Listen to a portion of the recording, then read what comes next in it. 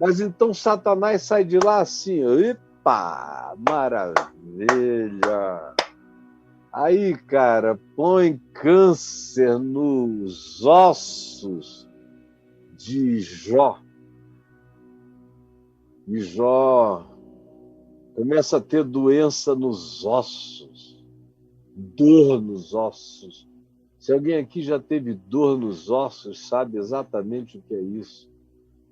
Dor nas vértebras, dor no fêmur, dor literalmente no que popularmente a gente chama de tutano, dor nas juntas e uma espécie de câncer nos ossos.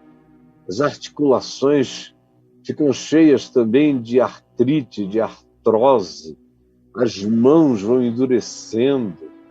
Ele se queixa muito dos rins, dores, dores, dores e dores.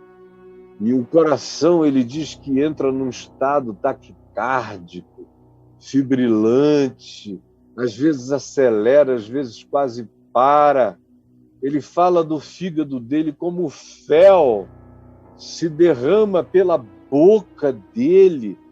Ele fala dos pulmões como ele não tem ar para respirar, como o cérebro dele vai perdendo a oxigenação, ele não consegue enxergar direito, e como tudo isso lhe acomete, e ele, além de tudo, fica com um câncer de pele todo purulento, a cabeça vira pus, tudo nele, o corpo vira pus.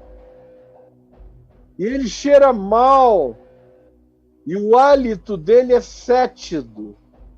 Quando ele abre a boca para pedir alguma coisa, ninguém aguenta ficar perto, porque ele virou uma podridão ambulante. Você sabe o que é ser uma podridão ambulante?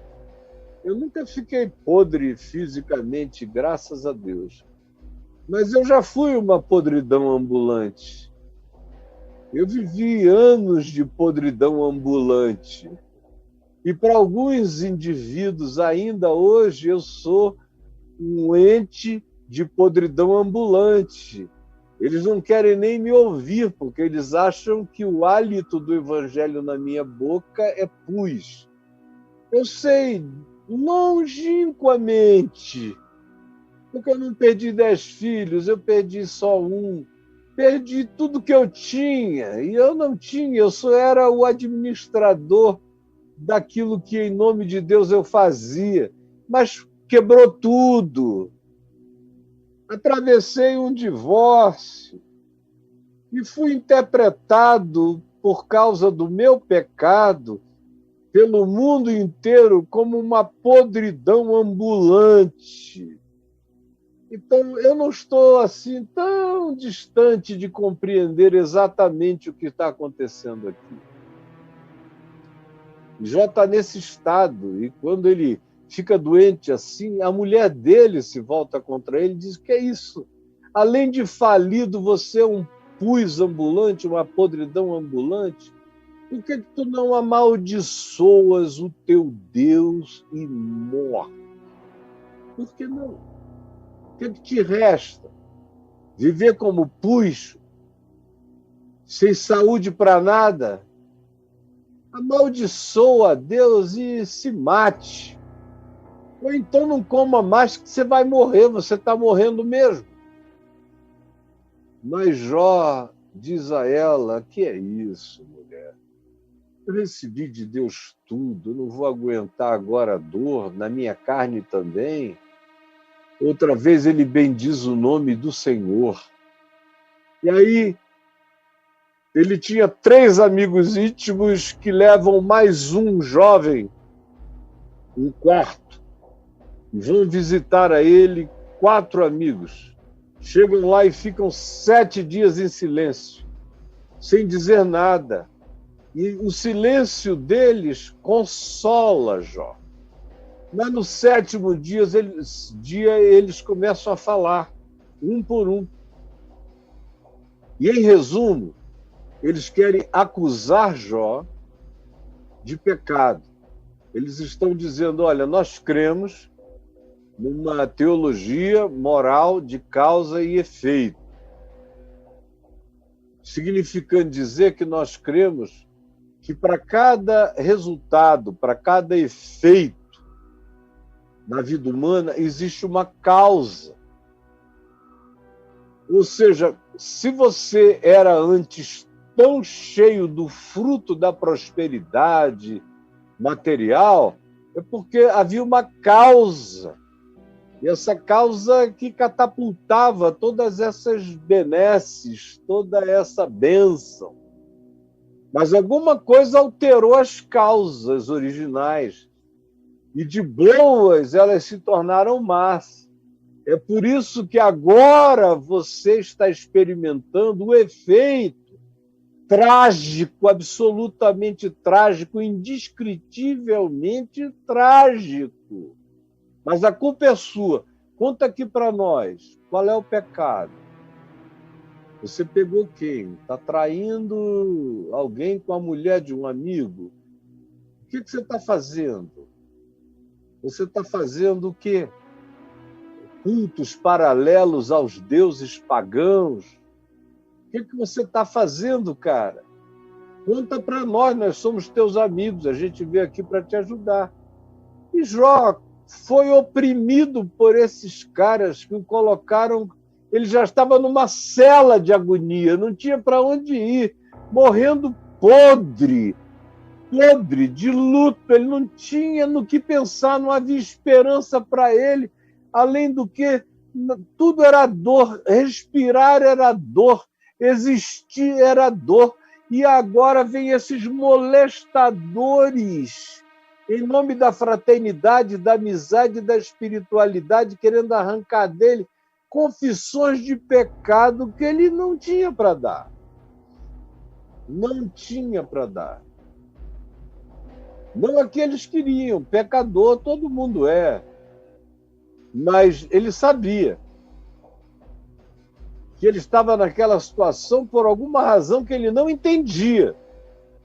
Embora ele não tivesse assistido no outro plano a conversa de Satanás com Deus, no entanto, ele sabia que em algum lugar, por alguma razão que não era lógica, que não tinha a ver com nenhuma teologia moral de causa e efeito, até porque teologias morais de causa e efeito são de um simplismo e de uma coisa tão estreita que não cabe, nela não dá para você entender a diversidade da experiência da dor humana, como tem gente santa sofrendo até a morte, como tem gente perversa que não experimentou ainda nenhuma dor, como o horizonte da existência não permite que a gente, a partir do resultado de dores e sofrimentos e perdas da vida de ninguém, chegue a nenhuma conclusão sobre quem essas pessoas sejam. No entanto, é assim que os religiosos veem a vida. Viam nos dias de Jó e veem ainda hoje, ainda agora. Alguém vivendo a síndrome de Jó é sempre interpretada como alguém que está com algum pecado oculto, de modo que os amigos se sucederam em dias e dias de inquirições, perquirições opressivas. Jó foi perdendo a agonia. Jó aguentou a perda dos filhos, a perda dos bens, a perda da saúde, a perda da reputação, mas ele não aguentava aquela opressão de pessoas que queriam arrancar a fórceps, puxar da alma dele um feto diabólico, um bebê de Rosemary que conseguisse explicar o tamanho daquela calamidade. E ele se nega a negociar, sem barganhas com Deus. Quando eu escrevi o livro, O Enigma da Graça, o nome primeiro dele foi Sem Barganhas com Deus. Foi o meu pai, juntamente com a Adriana, que me sugeriram separar o livro de Jó, colocar outro nome, eu dei o nome de Enigma da Graça, e escrevi o apêndice, que passou a se chamar 100 Barganhas com Deus, e é um outro livro que eu acrescentei e que é a extensão dessa história, mostrando como não dá para quem de fato conhece a Deus estabelecer um ponto de barganha com a teologia moral de causa e efeito, que diz: se você está sofrendo é porque tem um pecado que justifica esse sofrimento. Bom, meu tempo está quase acabando e eu não li o texto ainda. Vocês vão ter paciência comigo. Cheguem, cheguem, cheguem. Está aqui. No meio disso tudo, de todas essas histórias, Jó chama os seus amigos de consoladores molestos e ele pergunta: porventura não tem fim essas palavras de vento? Ou que é que te instiga para responderes assim? Ele pergunta a Elifaz, que é o último amigo que falou e o acusou, e o acusou, e o acusou de tanta coisa.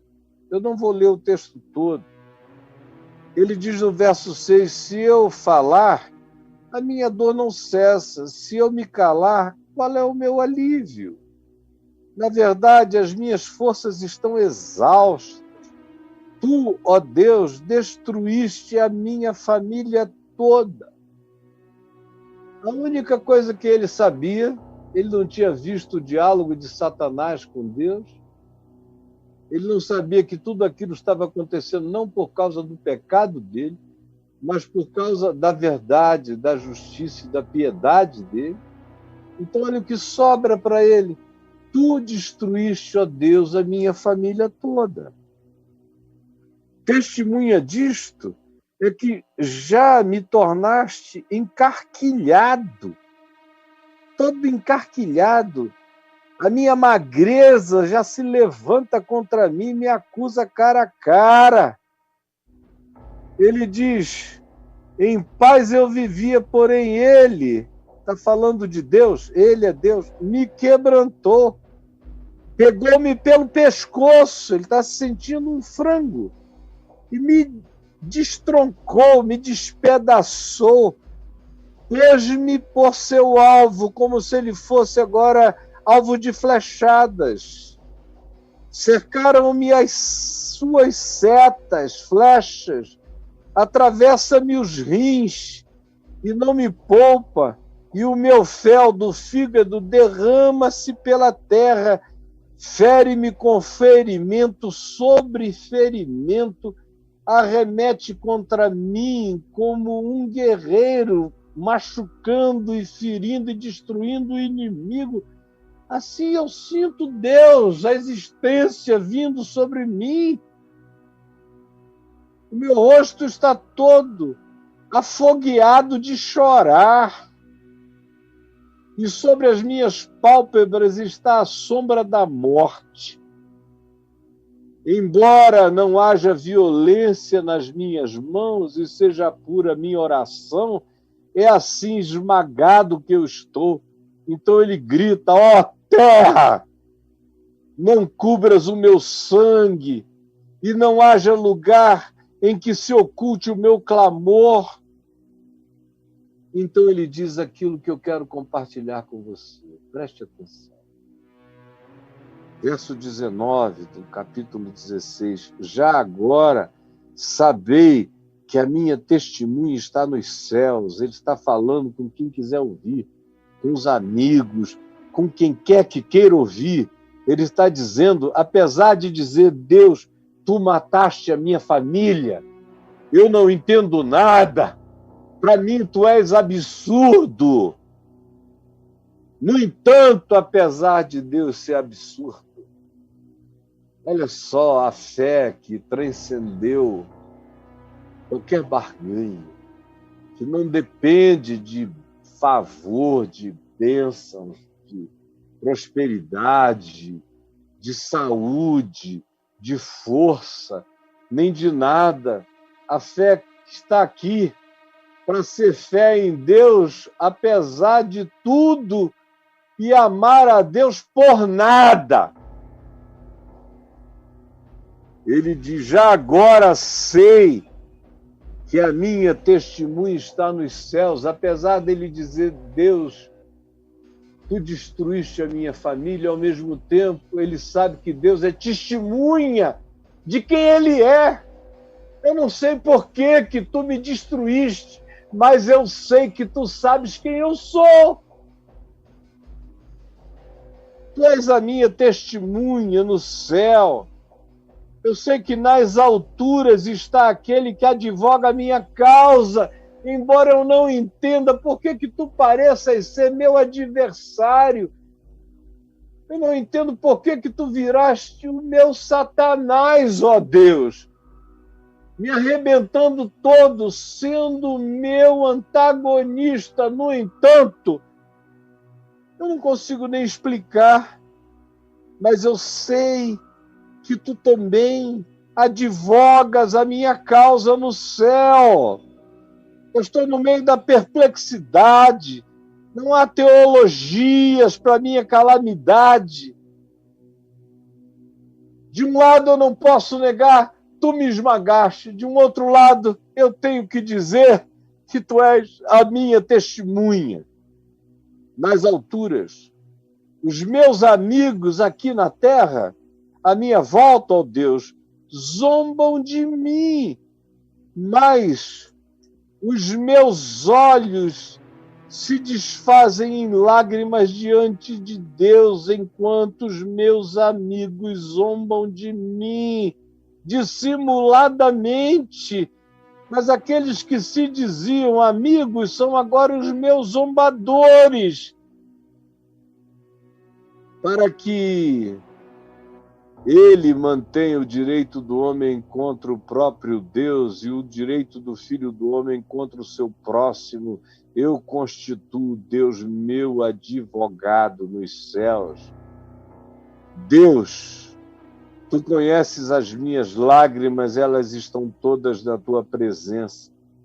E eu te constituo advogado em meu favor contra tudo que está acontecendo, contra o próprio Deus. Sim, eu te constituo meu advogado, para que tu mantenhas o meu direito, o direito do homem, a justiça do homem, a verdade do homem contra o próprio Deus. Eu não consigo entender o que tu, Deus, fazes, mas eu constituo Deus advogado, meu advogado, contra o absurdo, que eu não consigo entender. Ele mal sabia que constituía Deus advogado contra Satanás. Mas como ele não tinha visto o diálogo de Satanás com Deus, e ele não pensava em Satanás como referência para a vida dele, em nada, ele só podia supor que, de algum modo, Deus tinha levantado a mão para destituí-lo e despojá-lo, ao mesmo tempo em que ele cria que Deus era amor, graça, misericórdia e justiça, e que Deus o conhecia. Por isso ele diz: Deus, tu me esmagaste, mas Deus, eu te constituo advogado contra Deus em meu favor. Gente, quando os seres humanos, quando algum de nós aprender o caminho da maturidade, é assim que a gente vai ficar. E sem precisar de diabo para nada, você vê que ele nem sabe do diabo, mas ele sabe do absurdo. E a existência está carregada de absurdos. E ele, no coraçãozinho dele, cria que todas as coisas que aconteciam a nós, Deus mandava, ou Deus não deixava vir, era assim. Nós estamos falando de um texto considerado um dos mais antigos da sabedoria judaica, antiquíssimo. Não há nem datação exata para ele, de tão antigo que ele é. E era assim que se pensava.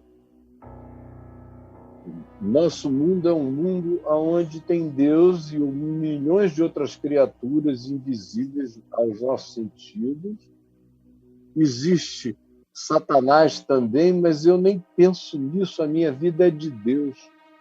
Então, se tudo isso aconteceu comigo, foi Deus que permitiu, que trouxe. É um absurdo. Mas eu conheço Deus, eu sei que Deus me conhece. E eu sei que nada pode me separar do amor de Deus. Portanto, Deus, eu te constituo advogado contra o absurdo, contra Deus em meu favor.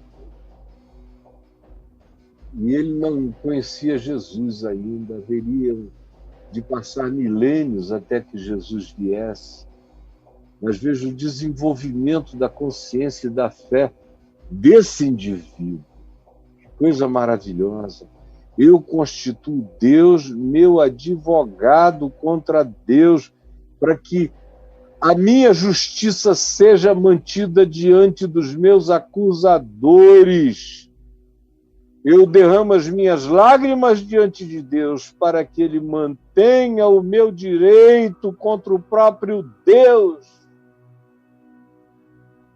Isso é, para mim, de uma beleza extraordinária, até aonde a fé vai, sem ter informação, sem ter teologia, mas intuindo a verdade do amor de Deus, o absoluto do amor de Deus, contra o absurdo, inexplicável da existência humana. Ele segue no capítulo 17, dizendo: o meu espírito se vai consumindo, mas no verso 3 ele diz: dá-me, pois, um penhor, ó Deus, ser o meu fiador. É uma coisa evoluidíssima, é como Paulo, escrevendo aos Efésios, dizendo que o próprio Deus é o nosso penhor, é o nosso fiador. É o fiador de que a promessa dele não vai falhar, a fidelidade dele não morreu e o compromisso dele não se esgotou conosco. Ele constitui Deus advogado contra Deus e constitui Deus o fiador para com ele mesmo, como mantenedor desse compromisso divino de advogar, de ser a minha causa contra o absurdo da existência. Dá-me, pois, um penhor, ser o meu fiador para contigo mesmo. Quem mais haverá que se possa comprometer comigo? Nos céus, na terra, em qualquer lugar. Quem é que pode? Só tu podes ser o meu advogado ao mesmo tempo em que tu pareces ser o meu destruidor, que acabaste com tudo que eu tinha, inclusive com a minha família. Mas eu creio em ti. Embora a minha mente não entenda nada, tem alguma coisa em mim que excede a todo entendimento. E eu creio e eu constituo Deus, meu advogado contra Deus. E eu peço que o próprio Deus seja o meu fiador contra qualquer que seja a situação. Eu peço que ele seja o meu fiador para que eu encontre nele o resgate da minha vida, para que a fidelidade dele ainda mude a minha sorte. E os amigos estão ouvindo isso tudo, querendo um pecado. Os amigos vão ficando ruins, vão ficando cada vez mais perversos à medida em que o acusam, vão ficando quase demoníacos depois de um tempo, porque esse trabalho de tentar escavar a alma humana para encontrar pecado, para acusar e jogar na cara, baseado nessa teologia moral de causa e efeito, que é a teologia dos crentes até hoje, você sabe disso. Também a teologia de muitas religiões, quase todas, ou todas elas. O espiritismo é uma teologia moral de causa e efeito, o hinduísmo é uma teologia moral de causa e efeito, o budismo não é tanto, mas é também, o confucionismo não é tanto, mas é também, o judaísmo é uma religião moral de causa e efeito, É Jesus quem quebra essa relação moral de causa e efeito, quando perdoa. Perdoa. O perdão, a graça, chega perdoando, quebra a teologia moral de causa e efeito. O indivíduo, às vezes, como aquele malfeitor ao lado dele na cruz que se arrependeu, paga os pecados que os seus atos merecem. Mas o inferno é tirado da alma dele e Jesus diz: hoje mesmo estarás comigo no paraíso.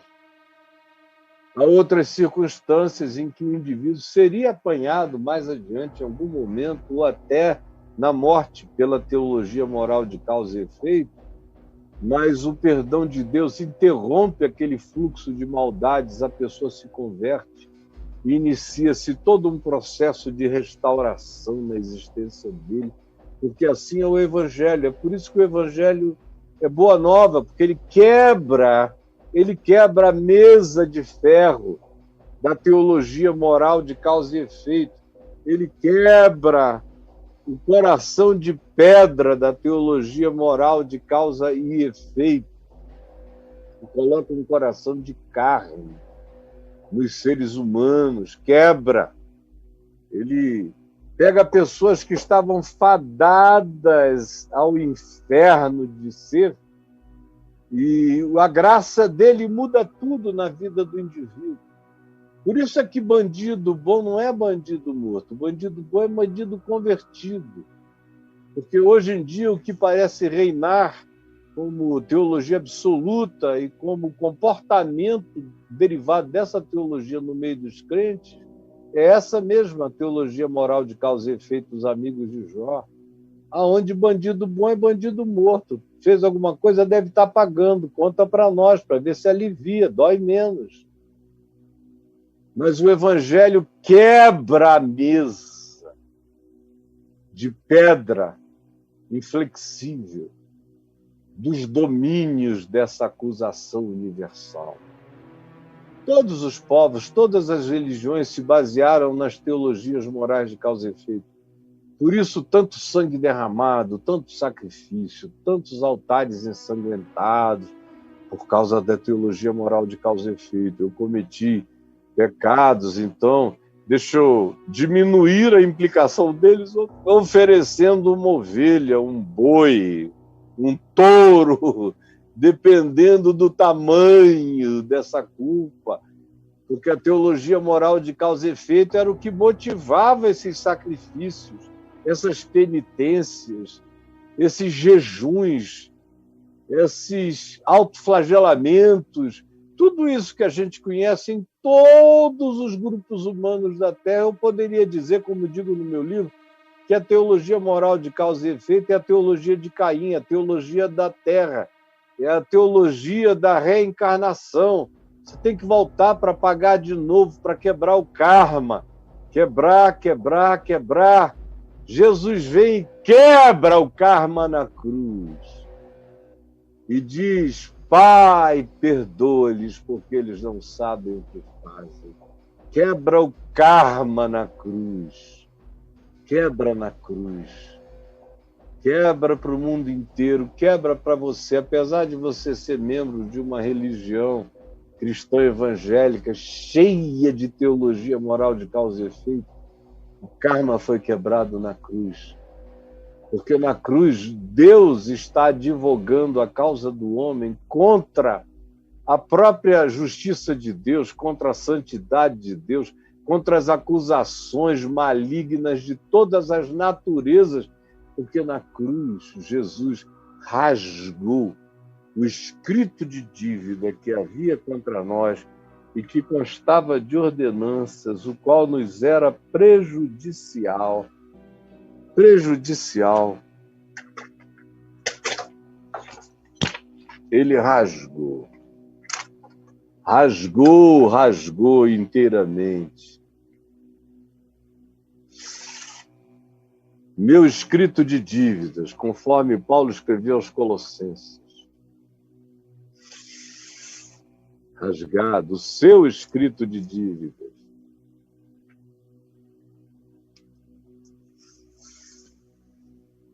rasgado o seu escrito de dívidas, todas as suas dívidas picadas na cruz.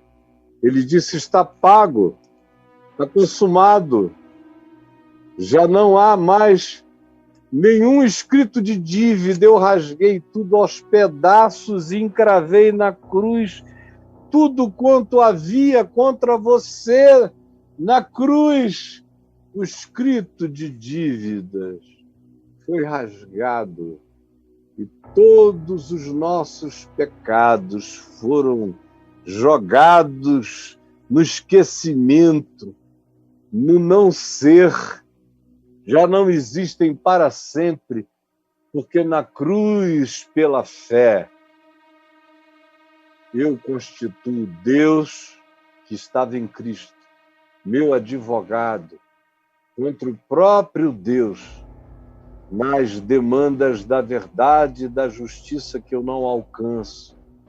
E meu advogado contra as acusações do diabo, contra os principados, as potestades, os poderes, aos quais ele expôs ao desprezo, triunfando sobre eles na cruz.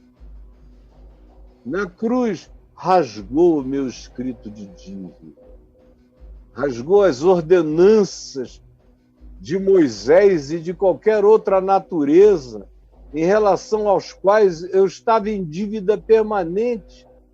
Porque a lei de Moisés diz que se você obedece toda a lei, mas falha num mandamento, você é réu de todos, de modo que você continua culpado de todas as coisas. Meu Deus, de tudo. Você está lá,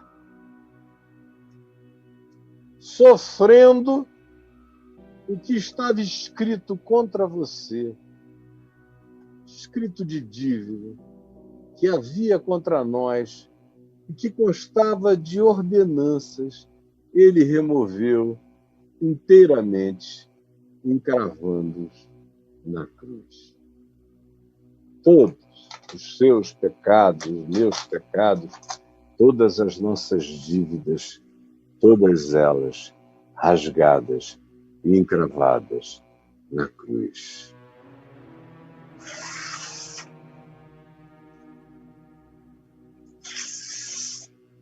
E assim fazendo, ele despojou os principados e potestades, porque os principados e potestades se alimentam da minha culpa.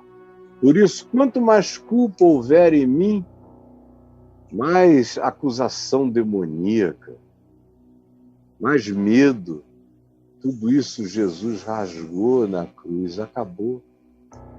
Está tudo feito picadinho, teus pecados. Como uma certa lenda protestante, e que não precisa ser lenda, mas é praticamente contada como se fosse, nos diz que Lutero, num dia de muita agonia e sofrendo, com muita febre, numa angústia enorme, ele teria sido visitado pela presença do diabo, que escreveu todos os pecados dele numa lista enorme e botou diante dele, ironicamente, na cara dele, naquele delírio.